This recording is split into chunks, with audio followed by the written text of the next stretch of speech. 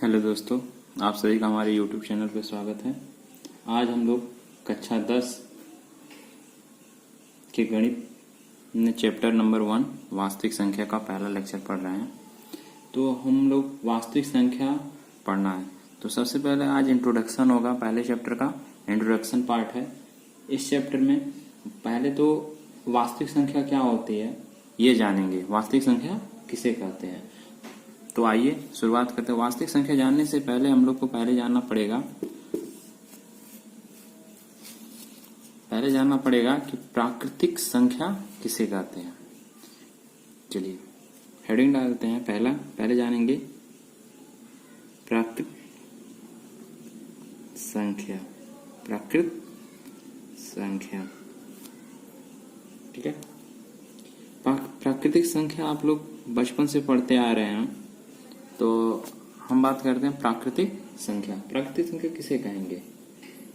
गिनती के लिए प्रयुक्त होने वाली संख्या। ध्यान से सुनिएगा, गिनती के लिए प्रयुक्त होने वाली संख्याओं को क्या कहते हैं? प्राकृतिक संख्या, और इसे कैपिटल एन से प्रदर्शित करते हैं। चलिए डेफिनेशन लिखते हैं। गिनती के लिए प्रयुक्त होने वाली संख्या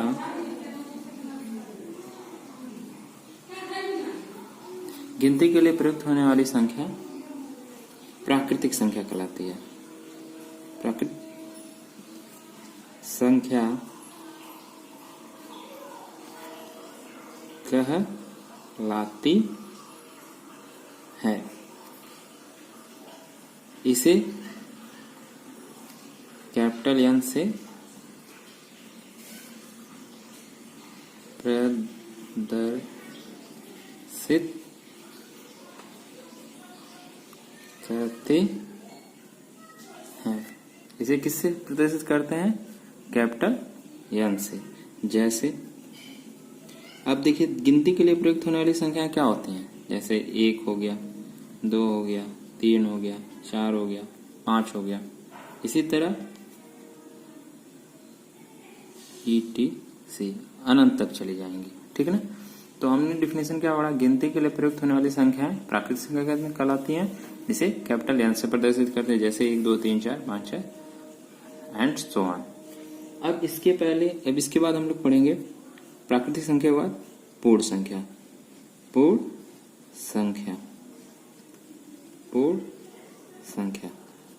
ठीक है, ध्यान से सुनिए। प्राकृतिक संख्या किसे कहते हैं? गिनती के लिए प्रयुक्त होने वाली संख्या को क्या कहते हैं? प्राकृतिक संख्या। अब हम लोग सारे डिफिनेशन एक दूसरे डिफिनेशन से रिलेट करके पढ़ेंगे। जैसे पूर्ण संख्या है तो कहेंगे किसी भी प्राकृत संख्याओं के समूह में, किसी भी प्राकृतिक संख्याओं के समूह में शून्य को मिला दिया जाए, शून्य को मिला दिया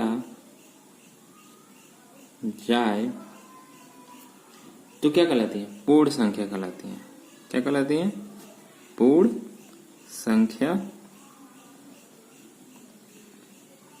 कहलाती है। ठीक है ना।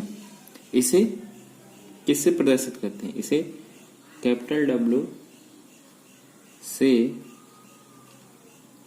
प्रदर्शित करते हैं। जैसे हमने डिफिनेशन क्या बोला? हमने डिफिनेशन बोला है किसी भी प्राकृतिक संख्याओं के समूह में, यानी कि किसी भी प्राकृतिक संख्याओं के समूह में। प्राकृतिक संख्या क्या है? 1 2 3 4 5 6। किसी भी प्राकृतिक संख्याओं के समूह में अगर शून्य सम्मिलित कर दिया जाए तो क्या बन जाता है? ये पूर्ण संख्या बन जाती है। ठीक है। अब इसके बाद हम लोग देखेंगे पूर्णांक। क्या देखेंगे? पूर्णांक। ठीक है। अब देखो ये डिफिनेशन प्राकृतिक संख्या से रिलेटेड था। प्राकृतिक संख्या क्या बोले, गिनती के लिए प्रयुक्त होने वाली संख्याओं को क्या बोले, प्राकृतिक संख्या बोले। जैसे 1 2 3 4 5 6 7 8 सो ऑन। पूर्ण संख्या का किसी भी प्राकृतिक संख्या के समूह में अगर शून्य सम्मिलित कर दिया जाए तो क्या बन जाती है, पूर्ण संख्या बन जाती है। तो हम लोग अब पढ़ेंगे पूर्णांक। पूर्णांक क्या होता है, किसी भी पूर्ण संख्याओं के समूह में, किसी भी पूर्ण संख्या के समूह में, किसी भी पूर्ण संख्या के समूह में, प्राकृतिक संख्या के, प्राकृत संख्या के ऋणात्मक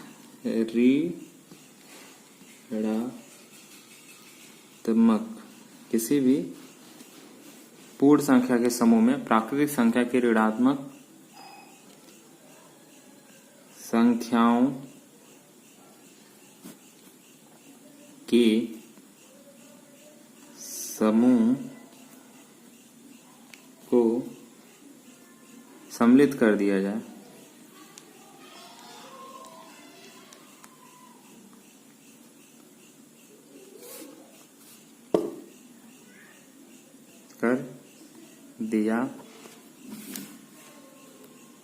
जाए पूर्णांक कहलाता है। क्या कहलाता है, पूर्णांक कहलाता है। जैसे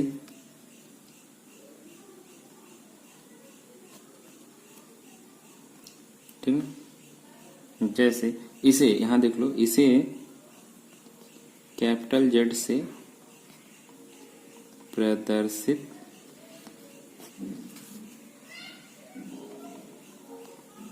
करते हैं। ठीक है, जैसे हमने क्या बोला, किसी भी पूर्ण संख्याओं के समूह में, तो पूर्ण संख्या में मालूम है 0 1 2 3 एटसेट्रा। किसी भी पूर्ण संख्या के समूह में प्राकृतिक संख्या के ऋणात्मक, प्राकृतिक संख्या के ऋणात्मक संख्याओं के समूह को सम्मिलित कर दिया जाए तो क्या बन जाता है, पूर्णांक बन जाता है। तो 0 से जो बड़ी संख्याएं होती हैं वो क्या कहलाती हैं, धनात्मक पूर्णांक। 0 से जो छोटी संख्या होती है उसे क्या कहते हैं, ऋणात्मक पूर्णांक। और ये जो शून्य होता है, ये जो शून्य होता है, ये तो ना धनात्मक पूर्णांक होता है और ना ही ऋणात्मक पूर्णांक होता है। और शून्य ना तो धनात्मक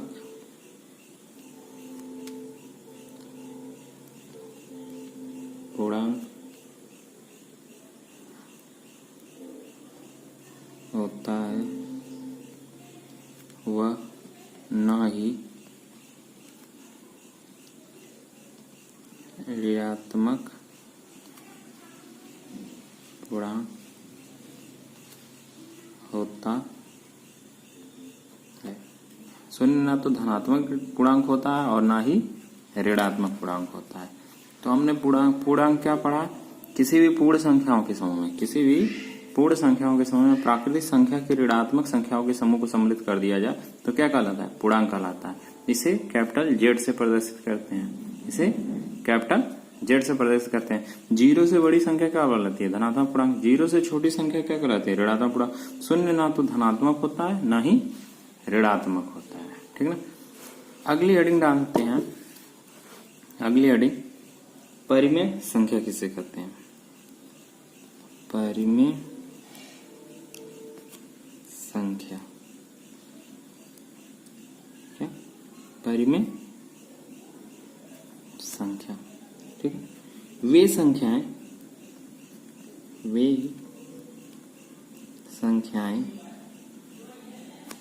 जिन्हें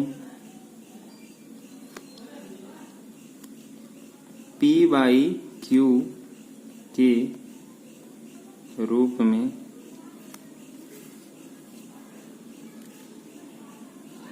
व्यक्त किया जा सके, किया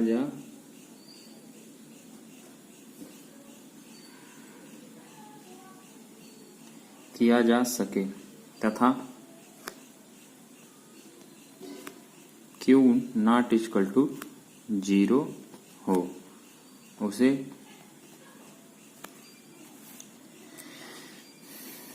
परिमेय संख्या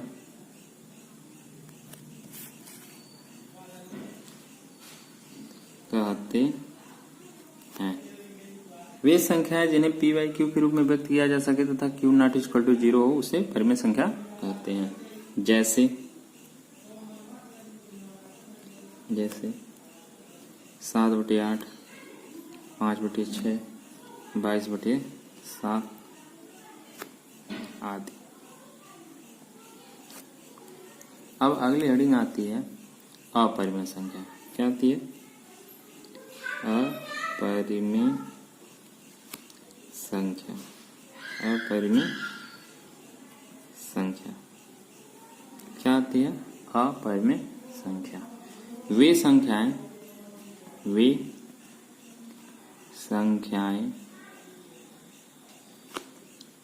जिन्हें P बाई Q जिन्हें P बाई Q के रूप में व्यक्त न किया जा सके, किया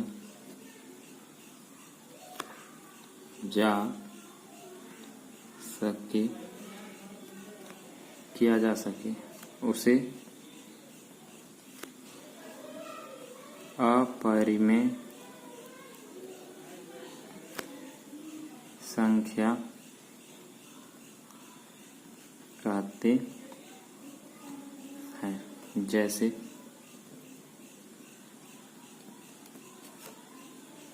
√2, √3, पाई आदि। ठीक है। अब आती है बात वास्तविक संख्या की। अब आती है वास्तविक संख्या, जो हमारा चैप्टर है।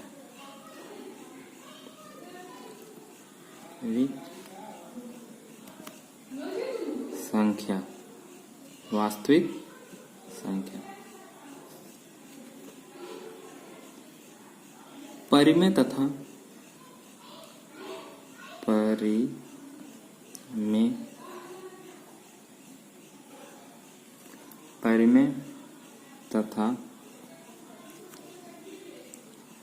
अपरिमेय संख्याओं के समूह को